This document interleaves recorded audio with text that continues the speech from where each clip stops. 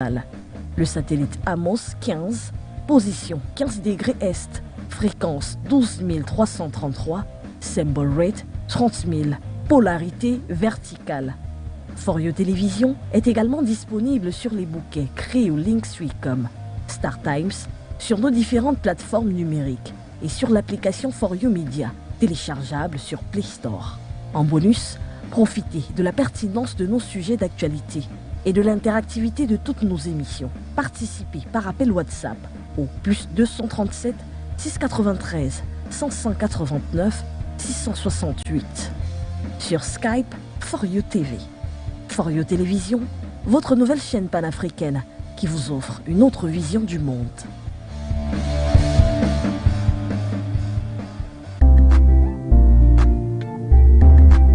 Le nouveau mouvement populaire et son président André Bandakani vous convient aux journées du panafricanisme du 21e siècle, 6e congrès panafricaniste, sous le thème « Passons à l'autre bord ».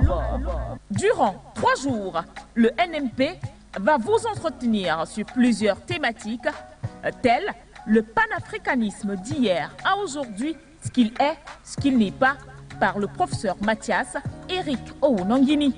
Le professeur Mebometa Ndongo va s'atteler sur le panafricanisme comme alternative globaliste et gouvernementale à l'impérialisme global. Le président André Bandakani, le professeur Belek et le professeur Binan Bikoy ne sont pas en reste. Ils seront de la partie avec des ateliers sur la planète Terre, village négro-africain et l'Afrique face au 21e siècle, problème stratégique du nouveau monde. Les 29, 30 et 31 juillet à Douala, le combat panafricaniste sera une fois de plus à l'honneur avec des avancées encourageantes. Pour y participer, une seule adresse, la salle des banquets de la Providence, 6 à la rue Koloko, Bonapriso, par Douala.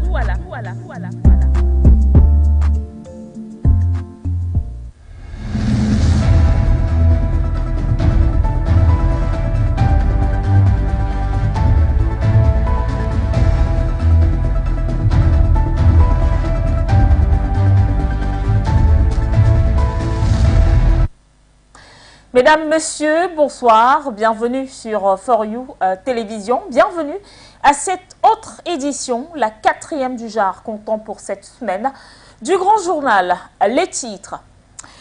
L'Afrique, le continent le plus convoité ces derniers jours des hauts dirigeants du monde n'ont Dieu que pour le centre de la Terre. Depuis donc quelques semaines, ils se succèdent sur la terre ancestrale avec pour objectif d'être l'élu de la belle Africa. Et puis au Gabon, l'opération Scorpion donne des insomnies aux accusés. L'ancien porte-parole d'Ali Bongo Ondimba est donc la preuve inéluctable que Doura Lex cède Lex.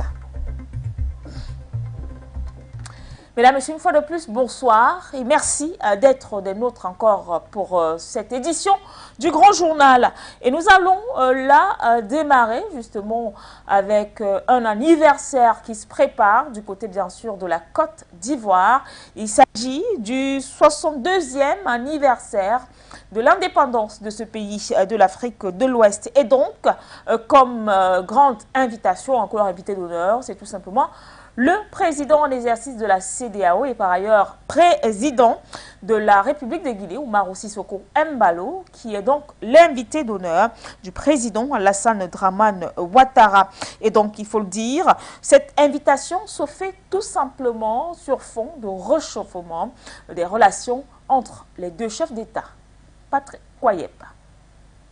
Le 7 août 2022, la Côte d'Ivoire célèbre le 62e anniversaire de son accession à l'indépendance. C'était en 1960.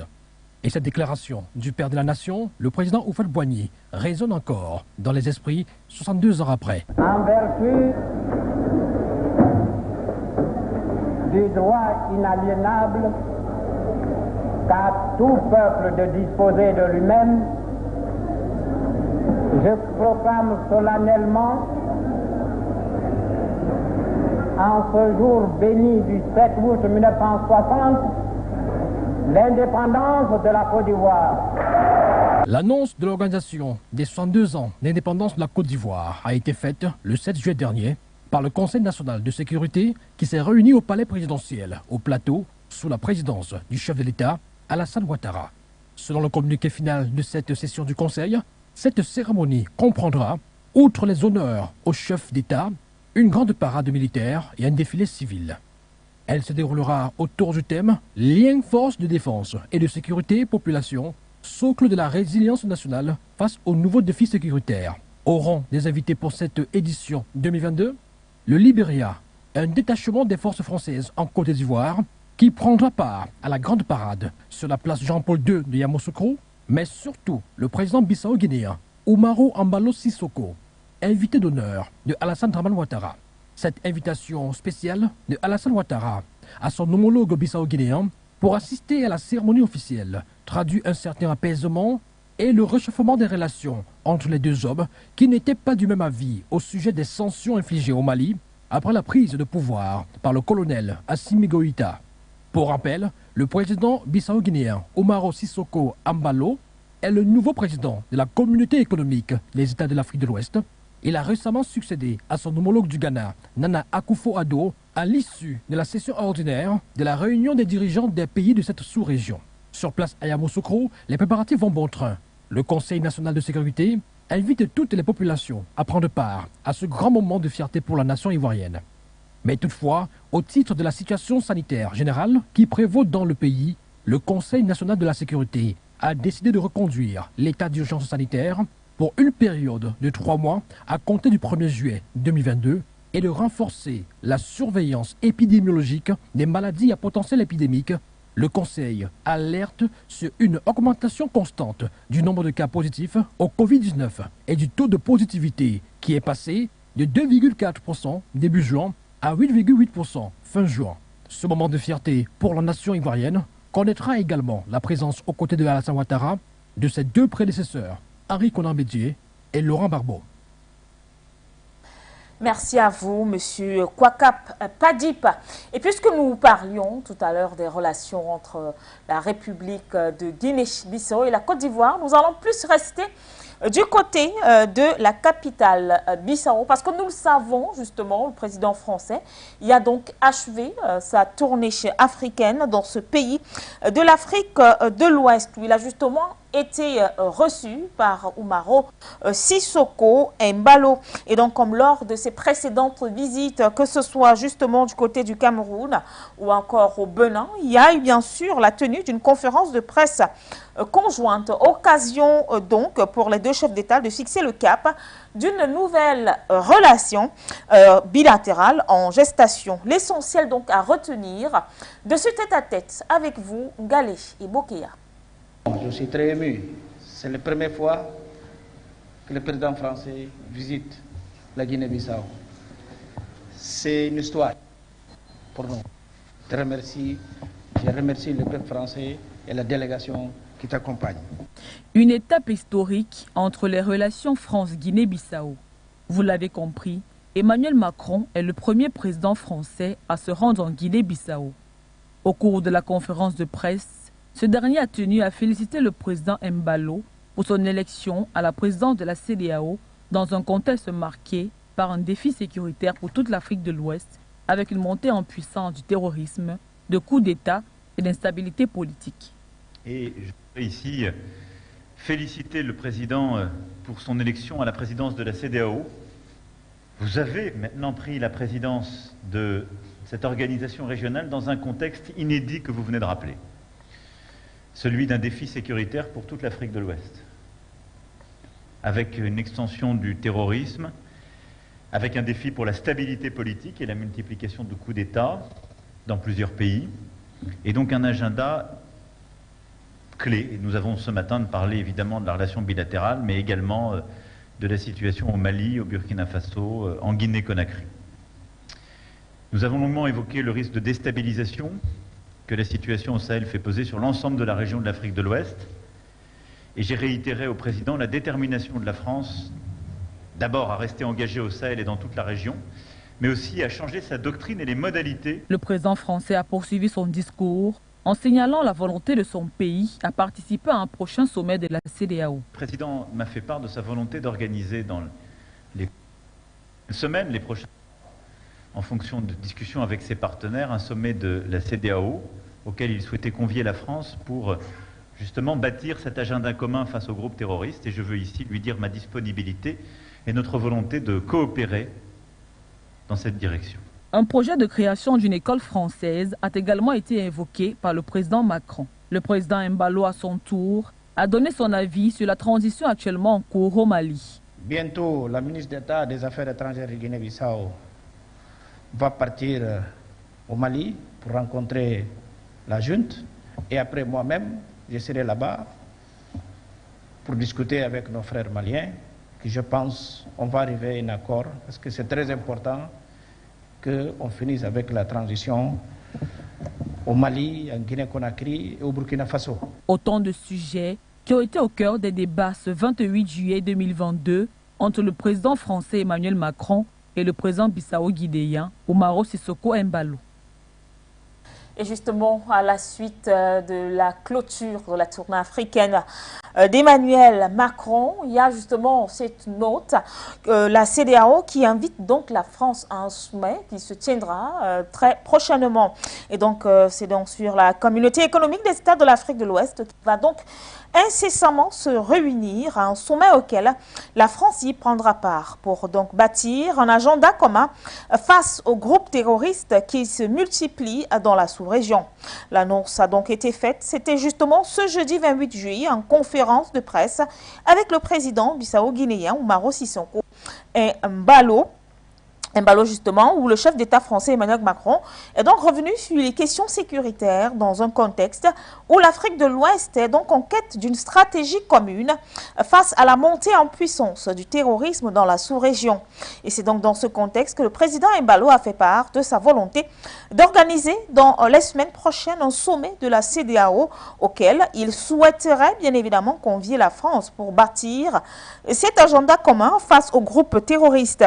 Une invite qui a reçu l'approbation du président français Emmanuel Macron, qui a donc confirmé sa disponibilité et sa volonté de coopérer dans cette direction. Et nous restons avec toujours la visite du président français Emmanuel Macron.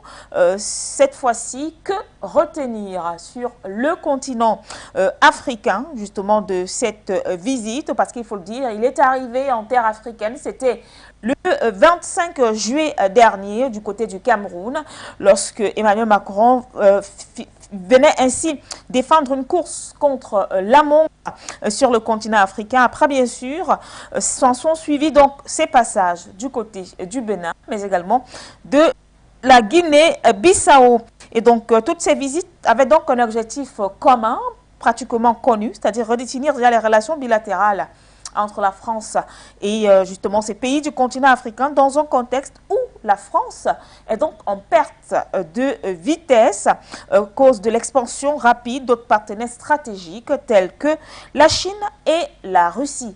Que s'est-il réellement passé durant ce séjour en terre africaine? Quels sont les accords qui ont été signés?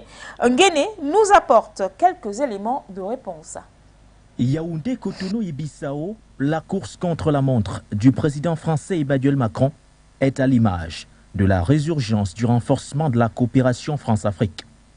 Pendant 4 nuits et 4 jours, tel un soldat égaré sur le champ de bataille, Macron a rencontré tour à tour Paul Biya, Patrice Talon et Umaro Sissoco Embalo, des boussoles censées revitaliser une coopération en perte de vitesse et plus que jamais menacée par l'expansion ultra rapide de la Russie et de la Chine. Il fallait donc le faire, d'abord à Yaoundé, face à la force de l'expérience, celui envers qui les médias occidentaux n'ont pas été tendres, mais qui s'est montré bien plus accueillant. Que nous sommes particulièrement heureux d'accueillir au Cameroun le président Emmanuel Macron et toute la délégation qui l'accompagne. Les questions liées à la coopération militaire réglées, tout comme celles liées à la gouvernance, voient l'aspect économique. Et voilà, Emmanuel Macron en route pour le Bénin. Face à la multiplication d'attaques djihadistes dans le nord, Macron a promis à son homologue Talon une aide militaire. Une aubaine pour la France en quête d'un redéploiement militaire au Sahel. Et sur le plan sécuritaire, conformément à la réorganisation que nous avons adoptée à l'échelle de l'ensemble de la région, nous serons au rendez-vous pour répondre à vos demandes en termes de formation et d'équipement. Là-dessus, nous avons commencé ces derniers mois à répondre à ces demandes par de la coopération en matière de renseignement, par des interventions très concrètes que nous avons pu déployer. Je vais ici le redire, et nous avons accéléré cette coopération encore ces dernières semaines. Un séjour en Afrique ponctué par une arrivée à Bissau, où Macron, premier président français en visite officielle dans ce pays lusophone, n'a pas caché ses ambitions face au président en exercice de la CEDEAO. Vous avez maintenant pris la présidence de cette organisation régionale dans un contexte inédit que vous venez de rappeler, celui d'un défi sécuritaire pour toute l'Afrique de l'Ouest, avec une extension du terrorisme, avec un défi pour la stabilité politique et la multiplication de coups d'État dans plusieurs pays. Un agenda clé avec un niveau d'exigence auquel seule la France peut apporter des solutions probantes, à en croire Emmanuel Macron. L'expédition a donc décidément été fructueuse, mais comme disent les militaires, c'est le terrain qui dicte la manœuvre. Et nous l'annoncions en titre, le continent africain, qui est donc l'objet des convoitises occidentales. Alors, la France, la Russie et dès demain, ce sera bien sûr les États-Unis d'Amérique qui vont donc se déployer après la Russie et la France sur le continent africain, avec notamment une visite future d'Anthony Blinken, le secrétaire d'État américain, attendu donc en République, ou du moins annoncé en République démocratique du Congo, et bien évidemment du côté du Rwanda. Parlant donc de cette trilogie France, États-Unis et Russie, qui semble donc la plaque tournante du monde ces derniers temps, justement au regard de la crise russo-ukrainienne qui affecte ainsi le monde et l'Occident en particulier. L'Afrique étant donc une réserve de richesse, chacune de ces puissances veut donc se tailler sa part de lion. Voilà qui explique les stratégies des uns et des autres pour charmer donc le berceau de l'humanité afin de resserrer, voire renforcer les liens des partenaires. Bégoudi, Madonna. France, Russie et États-Unis se sont mutuellement lancés dans une guerre d'influence. Celle-ci a pour but de relancer les rapports politiques et économiques avec l'Afrique, mais surtout, pour certains, de mettre le grappin sur les zones qui s'échappent. Dans ce sillage, Washington a invité le 20 juillet 2022 à un sommet États-Unis-Afrique plusieurs dizaines de pays africains. Le président américain Joe Biden a brandi que des échanges sur la sécurité alimentaire et les changements climatiques urgeaient. L'objectif, convaincre que les États-Unis ont un engagement durable envers l'Afrique et il est impératif de le garnir de coopération accrue sur des priorités communes. Dans la foulée, Washington n'a pas hésité à se taguer de meilleur en tant que partenaire, tout en promettant des investissements à hauteur de plusieurs milliards de dollars. Lors du sommet du G7 de juin 2022, Washington avait déjà scandé son soutien au continent africain. Celui-ci passait par un appui à la Banque africaine de développement, un appui à hauteur de 760 millions de dollars, tout discours qui participait également à refroidir les tensions créées par la politique Trump en Afrique. La France subit la désescalade sur le territoire africain, parce qu'avalée par la Chine, l'Inde, la Russie. Les offres et partenariats ont régressé de 30% en une dizaine d'années. Emmanuel Macron, à son second mandat, tente de rattraper le tir, mais surtout de disgracier la Russie, très présente aujourd'hui en Afrique, situation dérangeante, quand l'Europe préférerait qu'elle soit l'ennemi mondial numéro 1. Une tournée africaine avec 3 pays stratégiques, dont le Cameroun, le Bénin et la Guinée-Bissau. Au même moment, le ministre russe des Affaires étrangères, Sergueï Lavrov, se rend en Égypte, en Ouganda, en Éthiopie, au Congo-Brazzaville. Ce n'est ni un hasard, ni une coïncidence. Entre la France et la Russie, la guerre est ouverte, en ce que chaque communication vise à se tenir en messie et peindre l'autre en ange du diable. La Russie a décidé que l'énergie et l'alimentation étaient des instruments militaires mis au service d'une guerre impérialiste, a déclaré le président français en visite au Bénin, tout en soulignant que la Russie faisait au même moment une tournée et accusait l'Europe du déficit alimentaire que subit le monde. De l'autre côté, la Russie maintient qu'elle ne croit pas à une crise alimentaire mondiale, quand bien même celle-ci existerait, elle n'est pas au cœur de la crise. Au moment où l'Afrique tente de réécrire sa propre histoire, que la Russie est tensée d'ennemi mondial du fait de l'offensive en Ukraine, les États-Unis et la France, en position de faiblesse, ne lâchent pas prise et ne reculent devant aucune proposition de partenariat dit gagnant-gagnant. Subitement, chaque puissance met en avant une volonté de renouer avec l'Afrique et cette fois avec respect mutuel et parité de gains. L'Afrique semble, plus que jamais, détenir les cartes aux plus offrants d'en tirer profit. Et donc, sortons de cette bataille entre les dinosaures pour faire un tour du côté du Mali et parler du Conseil national de transition avec le colonel Assimi Goïta qui poursuit tout simplement ses œuvres socio-sanitaires dans son pays. Et donc, le président de la transition malienne, donc depuis quelques jours, a donc décidé d'entreprendre de nombreuses réalisations pour l'heure, divers équipements et bien sûr du matériel médical des dernières générations a donc été offert comme ça aux structures sanitaires de différentes régions administratives. Ceci dans le but d'offrir un meilleur cadre sanitaire au peuple malien. Prenons les détails avec vous, Bala. À la suite de diverses réalisations, notamment de nombreux fourrages, des dons en nature, des équipements et matériels divers, le président de la transition malienne se dirige désormais vers de nouvelles infrastructures. Et pour l'heure, la structure sanitaire est mise en avant. À cet effet, le mercredi 27 juillet 2022 a débuté une série de dotations d'équipements de matériel de santé à l'intérieur du pays.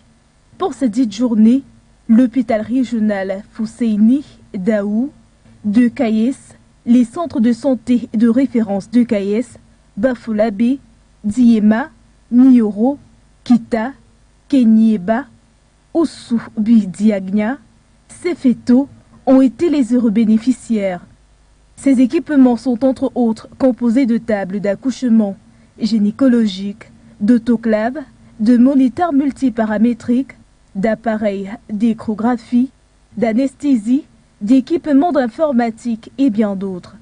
Ces derniers sont principalement destinés aux structures sanitaires civiles et militaires de tout le pays. Selon le numéro 1 du gouvernement malien, ces dotations ont pour objet d'atténuer la souffrance des populations et par la même occasion, offrir un meilleur cadre de vie et de travail au personnel soignant. Le colonel Assa Balialo Touré, conseillère spéciale du président de la transition, a par ailleurs appelé que cette remise traduit la volonté de son Excellence, le colonel Assimi Goïta, d'apporter des soins de santé de qualité, abordables et accessibles à tous les Maliens.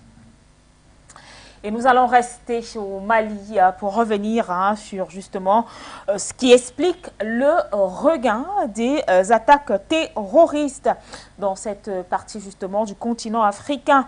Car il faut le noter, depuis donc quelques mois, ce pays enregistre de grandes victoires dans la lutte contre le terrorisme, la lutte contre le terrorisme qui a donc pignon sur rue justement depuis quelques temps. Un regain d'attaques visant particulièrement des camps de l'armée régulière, une situation qui ne serait pas surprenante au vu justement des décisions fortes prises par les autorités de transition au sujet de certains partenaires étrangers dont la collaboration dans la lutte antiterroriste s'est donc avérée inefficace. Des explications avec vous, Assam Zili. La collaboration entre le Mali et la Russie sur le plan sécuritaire a porté des fruits sur le terrain de la lutte antiterroriste, comme l'a reconnu le colonel Assimi Goïta dans son adresse à la nation du 8 juillet 2022. Mais en ce début de semaine, le pays a connu une série d'attaques visant particulièrement des camps de l'armée nationale, notamment à Nara, à Niena, dans la région de Sikasso et dans la région d'Ompoti. Ce regain d'attaques terroristes peut trouver moult explications, au regard de certaines décisions radicales prises par le Mali, qui a décidé de se détacher de certains partenaires étrangers dans sa lutte contre l'insécurité. Des partenaires dont le rôle s'est avéré trouble et la collaboration infructueuse sur le terrain. La décision qu'a pris M. Assimi Goïta, de demander le départ de toutes les bases militaires françaises, notamment Sénégal et bien d'autres au Mali. La décision qu'a prise M. Assimi Goïta quand a demandé le départ de l'ambassadeur français du territoire malien, et bien entendu ce caractère téméraire que pose le gouvernement de transition malienne quant à ne plus accorder un certain nombre de privilèges à ces puissances extérieures-là qui en réalité ne travaillent pas pour la paix et la stabilité au Mali, peuvent être des raisons qui peuvent justifier ce regard de tension. Après le départ souhaité par les autorités de transition des forces françaises Barkhane et européennes Takuba, la mission onusienne déployée au Mali s'est retrouvée à son tour sur la sellette. En effet, le gouvernement de la transition malienne a décidé la semaine dernière de suspendre toutes les rotations de contingents militaires et policiers de la MINUSMA pour des raisons de sécurité. Une décision prise au lendemain de l'arrestation à l'aéroport international Modibo Keïta de Bamako de 49 militaires d'origine ivoirienne qualifiés de mercenaires. Le peuple, plus que jamais, est appelé à former un bloc autour des autorités de transition qui en appellent d'ailleurs à la vigilance, bien que les jours à venir s'annoncent meilleurs. Ce qui permet à ce que le gouvernement de transition malien reste debout jusqu'à date, c'est bien entendu parce que le peuple malien a pris conscience des vrais enjeux. C'est fort de cela que vous voyez une solidarité de l'armée, de la population vis-à-vis du gouvernement de transition et vis-à-vis de l'armée. Et ce bloc, ce trio-là, qui s'unissent, font un bloc monolithique qui en réalité travaille à dérouter ces attaques terroristes qui sont connues de façon répétitive au Mali. Je prends le dernier exemple où on a vu comment l'armée, la population malienne s'est investie à l'effet d'aller rechercher ces terroristes-là qui se cachent dans les quartiers pour pouvoir les traquer, les remettre aux forces de défense et de sécurité. Donc voilà de façon globale les éléments qui peuvent justifier ce regain de crise, ce regain de tentatives de coup d'État dans l'optique de déstabiliser le gouvernement de transition qui aujourd'hui n'est plus en auspice avec certains anciens partenaires qui voulaient l'instabilité permanente du Mali. Ces attaques pourraient donc avoir pour vocation de fragiliser militairement le Mali et de surcroît faire fléchir les nouveaux maîtres du pays en les obligeant de retourner à leur vomissure.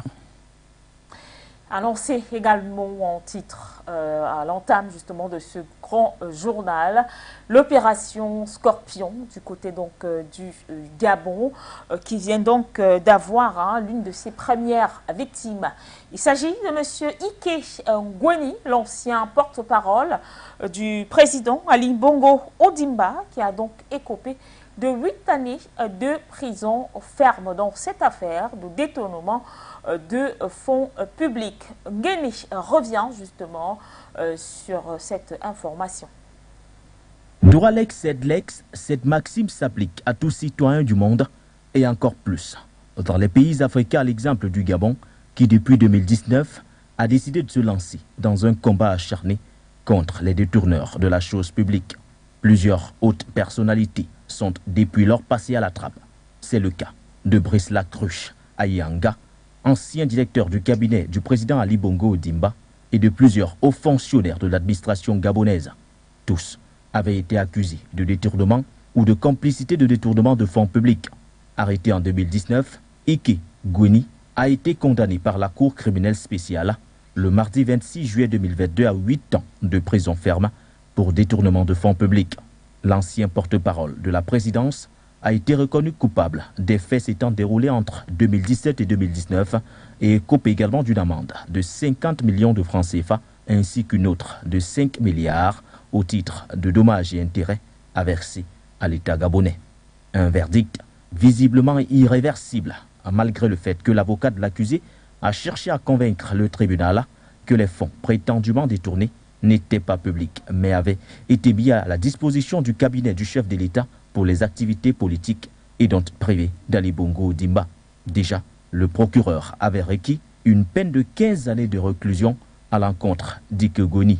À titre de rappel, Ngweni a été innocenté sur les volets concussion et complicité de détournement de fonds publics, chose qui fait dire à plus d'un que cette affaire n'est pas judiciaire, mais plutôt politique. Et c'est sur ce que nous refermons cette édition du Grand Journal sur Fayou Télévision. Merci de l'avoir suivi, chers téléspectateurs. Bonsoir.